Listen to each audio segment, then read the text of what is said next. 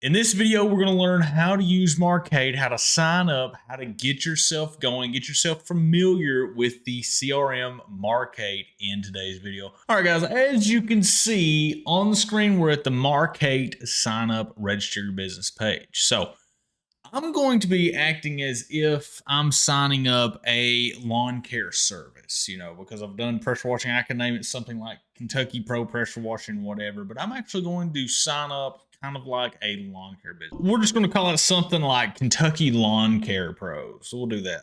Kentucky Lawn Care Pro, something like that. I'm not going to show the email and phone here. Okay, so apparently it doesn't have lawn care services listed under primary service, which is a bit weird. Okay, we're just going to put handyman as a service since it doesn't have a lawn care service for whatever reason. So I'm going to go ahead and fill out the rest and then click sign up. It's going to be the email, phone number, and password. So after you verify the email, you enter in your phone number and you set your business name and make a password.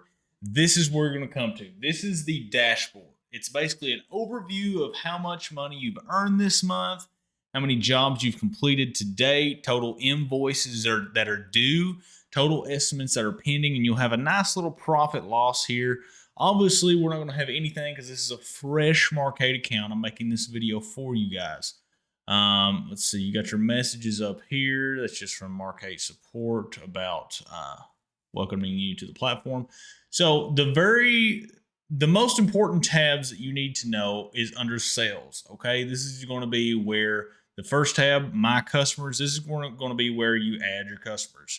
So whenever you get a phone call, especially starting your new business, you're going to go ahead and you need to collect 4 pieces of information about the customer before the address, which will be the 5th.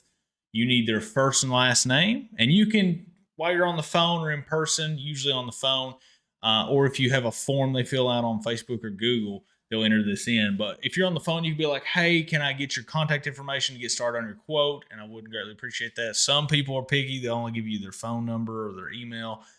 It's okay. You can do it with either or, but you want to be like, so we're going to make a fake person. We're going to name him something like John Smith. So here's John Smith. We've got his first and last name in there. Let's put John Smith at Gmail. So his email is John Smith at Gmail, and we're going to put his phone number is just, 123 123 1234.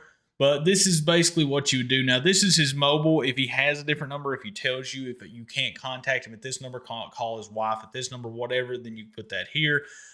We do have preferred notification methods. I just leave it turned on both so they get it both places.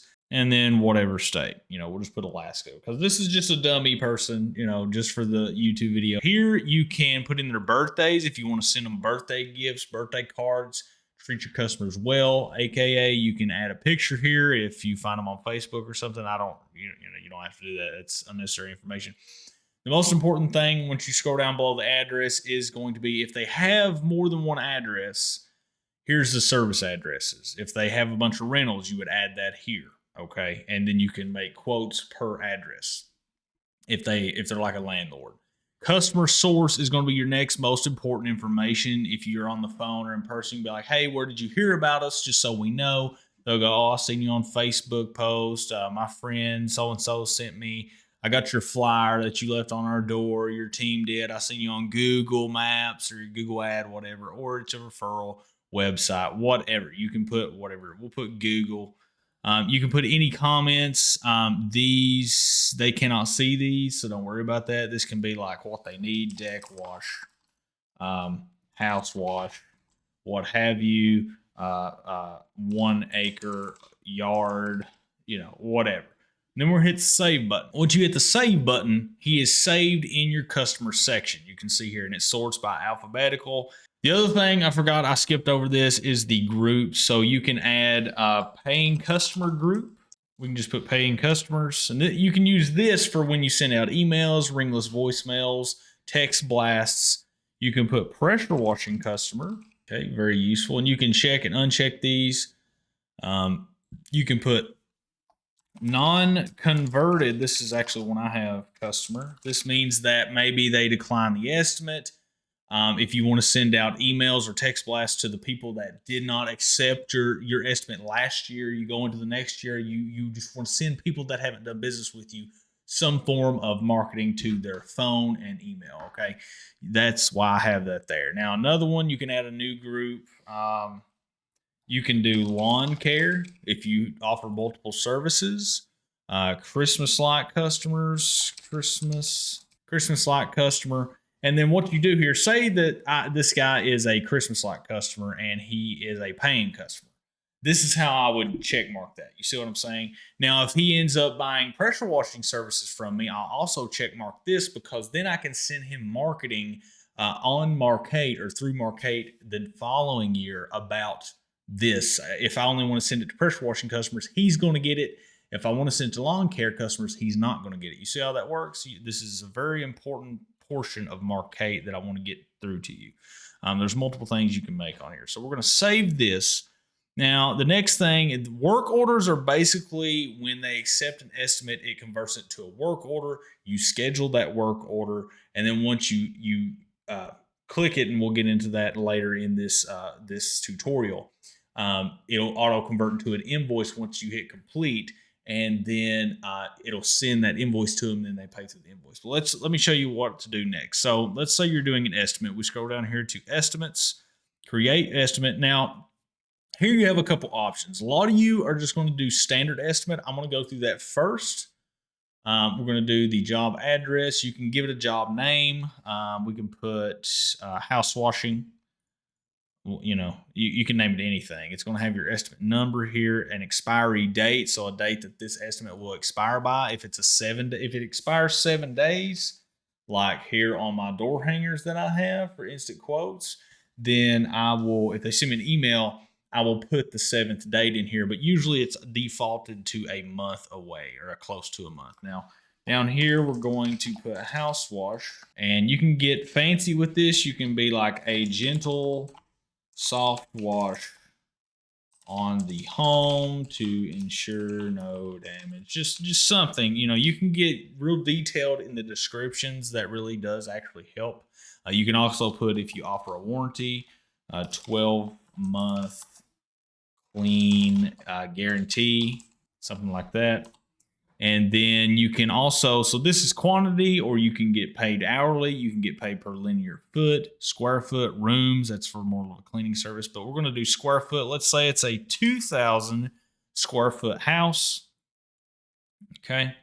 And the price that we charge per square foot is going to be, let's just say 0.20 cents, the national average. Now, if you have taxes and you wanted to check with your state, mine, I have to charge 6% sales tax now, like legally.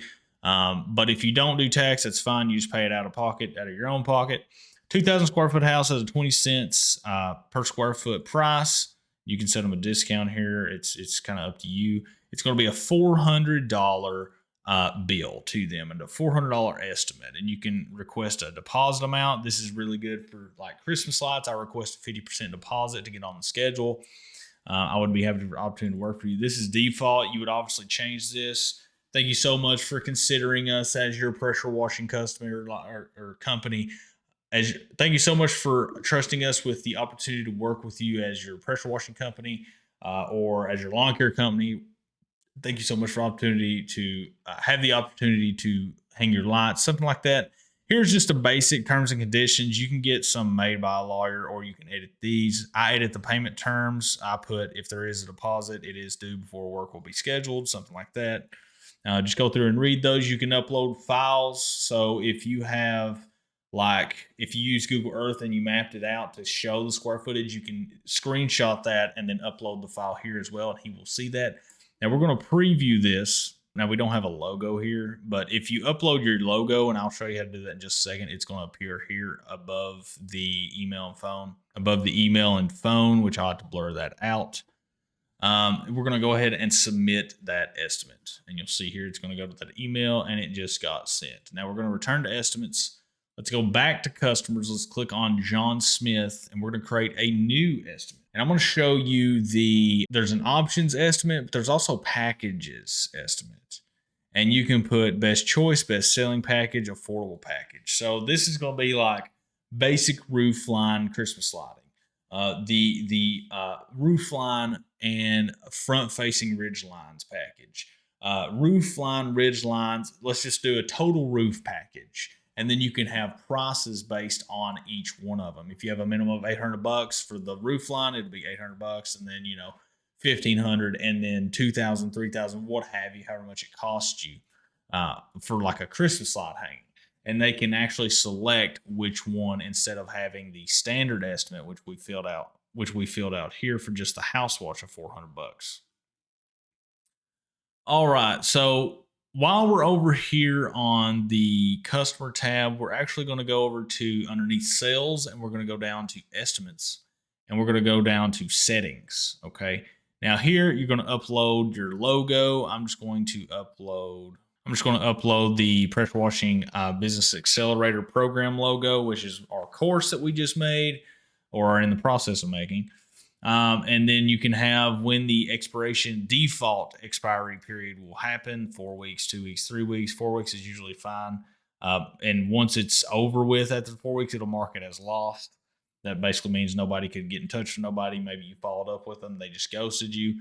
Here, I like to estimate template is I like to hide the business email. I do not like that. And then there is item discount. We don't want them to even think about discounts, okay, on the estimate. We just want the service, how many square feet it is, what the price is per square feet, and then the total. That's all you need. You don't want an item discount showing on there, okay? Okay. Now, estimate from business phone, office phone, if you have one, that's fine. And then we're going to hit save changes. So that's very important. I wanted to go over that. Now, estimates, let's say that this estimate got accepted. I'm going to hit mark as accepted. You can override yourself and do it manually if it's something like an older person that doesn't know how to hit the accept button on the email or text they get, and they're just like, yeah, let's do it.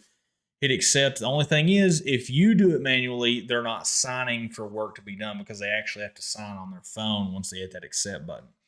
Okay, now we're going to show that it's accepted. Okay, accepted. What we'll have to do now is convert to a work order. Okay, converted to a work order. Now here it is. There's no checklist. You can make a checklist for employees. We're going to assign to us, and you can put in your schedule date. So let's say we're doing it tomorrow at 9 p.m. to 10 p.m. Notify the customer. You can do 12 hours before. That's what I usually do. 8 hours before, 12 hours, 24 hours. It's up to you. Date issued along with service type and job name, job description, blah, blah, blah. Marketing channel. You can put something there like Google. We're going to save this. Okay. Here is the work order. Profit margin 100%. You can add expenses if you want to, but it's not required. So schedule and assign. So, all right, looky here. You can send this to your Apple Calendar, Google Calendar, or Outlook Calendar. So now we're going to go to schedule. And as you can see, here it is. Now on your phone, what you'll do that next day is, I can't show you on my phone, but basically you get on the Markate mobile app, you hit schedule, and then this is going to show there. You're going to hit that. Okay, I'm going to try to explain this to you. You can hit arrival, and then it gives you a notification option to be like, hey, it has a default text thing that says, hey, Kentucky Lawn Pros is on their way. We will be there in, and then you select how many minutes it's going to take you, 10, 20, 30, 40, 50. You can make a custom one. Then once you're there, you hit start work on that same page. After you arrive, you hit start, and then you go around, you do your process, you do your work. Then you hit complete. Once you hit complete, it automatically converts that into an invoice. Now I'm going to go ahead and manually do that here, but that is the process of how you would do that. Total due, we accept cash check, and we'll do PayPal, Venmo, just anything, Cash App, credit note, e-gift card. We don't do that. Credit card payments. We don't have this set up, but you would have this like that. I can't select it. But anyway, I'll show you how to set that up in just a second. We're going to preview, and then we're going to send invoice. This is how you do this manually, but obviously this is what it would look like on your phone after you complete the job, okay? Now we're going to go to invoices, and we're going to do, okay, it's going to show due. Now once they pay it, if they're giving you cash or check, you're going to hit record payment, okay? This is what you're going to do. And so most of the time it's a check. Say they wrote you a check for $450. You would put $400 as the invoice amount, and then you would put a tip of $50. And then you would they get to email the receipt too, so they can show that they paid it. Even if it's cash, unless you don't want that to show, then you would, well, not use a CRM, you wouldn't be an official business, right? So we're going to hit record payment, and it's going to show as paid. It's going to show that you have $400 paid, $400 invoice this year. Now, you can also record expenses and mileage. Okay, here's how you record mileage. You can add vendors if you're going to like a pressure washing store, gas station to get gas. You can add the customer on the day that it was for. You can add the work order that it was for. You can do either odometer reading and put the start reading and the end reading, or you can put distance traveled, which we'll just put 50 miles. And the rate of tax write-off is 67 cents per mile, which is $33.50. It's not always going to be as much as gas, but it's better than nothing. So we're going to save that.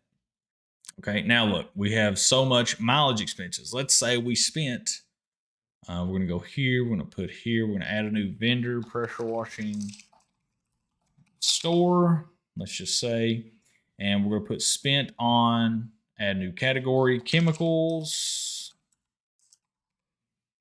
save. You can put bleach here. Let's say it was $40. Okay, and we're going to save that. You can upload receipts to it and all that good stuff. Now it's going to show that total expenses is $73.50. This is going to, your mileage is going to be your vehicle maintenance, gas, whatnot. But I always track everything, gas, and everything. Expenses $40. So now if we go back to the dashboard, you can see earn this month $450. 101 job completed.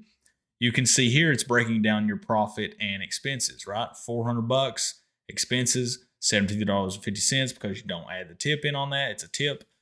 Net profit is $326.50. See how that works right there? Awesome. Where you want to go from the dashboard is over here to the little settings icon, and you're going to want to set up if you plan on offering financing, it's through WiseTac on Markate. However, I do want to say that they will want you to be doing $150,000 a year revenue before they will approve you to offer financing. So this is kind of out of the reach for most people, especially watching this video and going through our course.